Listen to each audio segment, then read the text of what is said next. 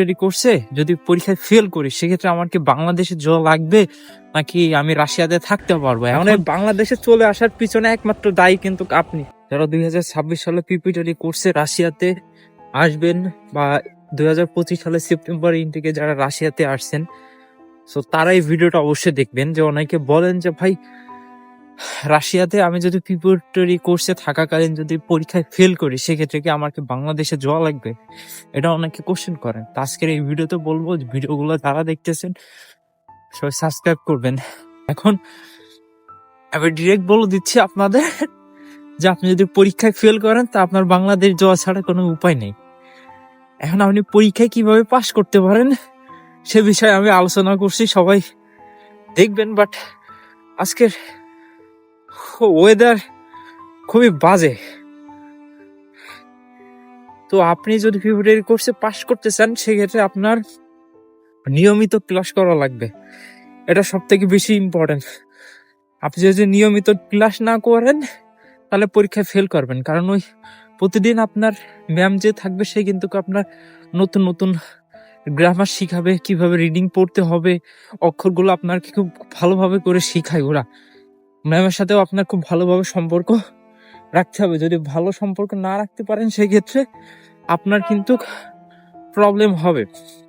At least আপনাকে যাতে চেনে যে না উনি হচ্ছে আপনার গ্রুপে। আর সপ্তাহে আপনার 4 দিন 5 দিন ক্লাস থাকবে, আপনি যদি সপ্তাহে একদিন যান আর বাকি 4 দিন যদি না যান তাহলে কিন্তু প্রবলেম ভাই। আপনি ক্লাসে যাবেন না, আপনি কাজ করবেন, তাহলে হবে না। আপনি পরীক্ষার সময় আপনাকে ফেল করাই দেবে। আপনি যদি রেগুলার ক্লাস করেন, ম্যামের সাথে যদি ভালো সম্পর্ক থাকে, সেক্ষেত্রে আপনি পরীক্ষা যদি ফেলও করেন না ভাই, সেক্ষেত্রে ওরা আপনাকে একটা চান্স দেয়, একবার কি দুইবার একটা চান্স দেয় যে না ওই ছেলেটা হচ্ছে রেগুলার ক্লাস করছে, ও তো চেষ্টা করছে। এখন আপনি যদি চেষ্টা যদি না করেন, ক্লাসে যদি না যান ভাই, তাহলে তো পাশ করা পসিবল হবে না। আর ফেল করলে আপনার ডিরেক্ট বাংলাদেশে চলে যেতে হবে। আপনি যত টাকা খরচ করে আসছেন, মনে করেন যে এটা একটা আপনার আফসোস থেকে যাবে যে না আমি এত টাকা খরচ করে রাশিয়াতে পড়তে গেলাম, সেখান থেকে আমার বাংলাদেশে চলে আসতে হলো। এখন এই বাংলাদেশে চলে আসার পিছনে একমাত্র দায়ী কিন্তু আপনি, কারণ তারা আপনাকে চান্স দিছে, তারা আপনার ইনভাইটেশন দিয়ে রাশিয়াতে আনছে। আনার পরে আপনি ক্লাস করতেছেন না, তারপরে ম্যামদের কোনো কথা শুনতেছেন না, তাহলে আপনি পরীক্ষায় পাশ করবেন কিভাবে ভাই বলেন? পরীক্ষায় যদি পাশই যদি না করেন তাহলে আপনার বাংলাদেশে চলে যাইতে হবে, এটা স্বাভাবিক।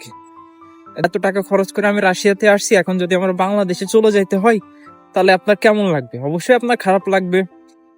কোর্সে আছেন, অন্তত আপনারা রেগুলার ক্লাস করার ট্রাই করেন।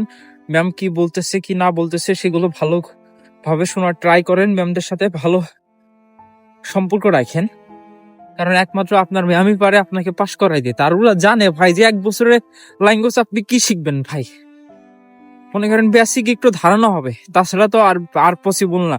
তো ওরা জানে এই স্টুডেন্টটা মানে চেষ্টা করছে। এখন আপনি যদি চেষ্টাই না করেন ভাই তাহলে পাস করবেন কিভাবে বলেন? তো যারা আসবেন তাদের হচ্ছে ওই কাজের চিন্তা ভাবনা নিয়ে রাশিয়াতে আসেন না ভাই, আমি একটা কথাই বলবো। যদি কাজের চিন্তা ভাবনা নিয়ে যদি রাশিয়াতে আসেন ভাই, তাহলে রাশিয়াতে আসার দরকার নেই। আপনি কাজ কখন করতে পারবেন? আপনি যখন মেন প্রোগ্রামে উঠবেন তখন আপনি কাজ করতে পারবেন, তখন কিন্তু আপনার কাজের পারমিশন থাকবে।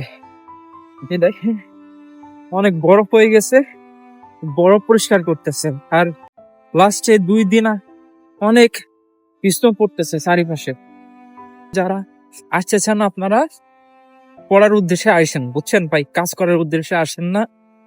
কারণ আপনি মেন প্রোগ্রামে যখন উঠবেন তখন আপনি কাজও করতে পারবেন, পড়াশোনা ঠিকঠাক মতন করতে পারবেন। কারণ পিপিটি কোর্সের আপনার কোনো কাজের কোনো পারমিশন থাকে না।